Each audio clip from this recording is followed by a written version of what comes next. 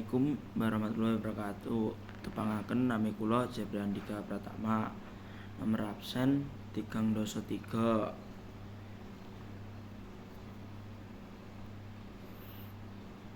Pranata cara upacara adat Rebo Wekasan Tulungagung.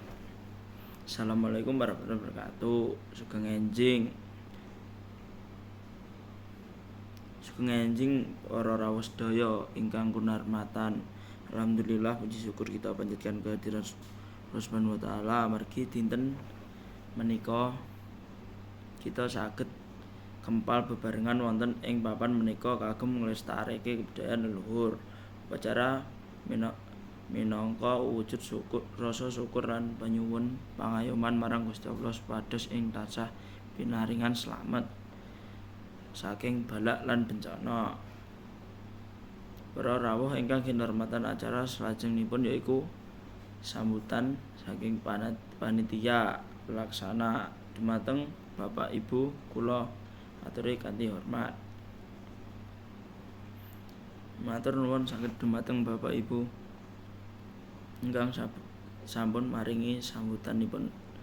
Mugi tansah dados papeling lan panyemangat kagem sedaya. Prosesi adat Rebo Wekasan. Para rawuh ingkang kinurmatan, wekdal punika kita badhe nyekseni prosesi utama upacara adat Rebo Wekasan. Prosesi punika biasane kalebet kirab sesaji lan tumpeng, doa bersama, penyebaran air suci utawa udan-udanan simbolik. Muga prosesi menika saged nglatarake berkah, ketentreman lan rahayu langgeng. Monggo prosesi kula aturi diwiti.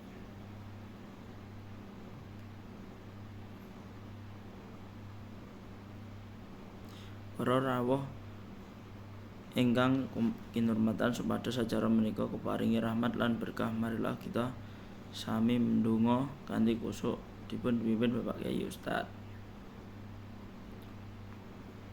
Para rawuh sedaya sampun rampung sedaya runtutan upacara adat Rebo Wekasan ing dinten menika. Mugi kanthi pelestarian adat menika kita saged nguring-uring budayaan luhur lan tansah eling marang Gusti kang murbeng dumadi. Matur nuwun saged dumateng sedaya pihak ingkang sampun nyeguyung acara menika saha dumateng para rawuh ingkang sampun rawuh kanthi tertib. Wassalamualaikum warahmatullahi wabarakatuh.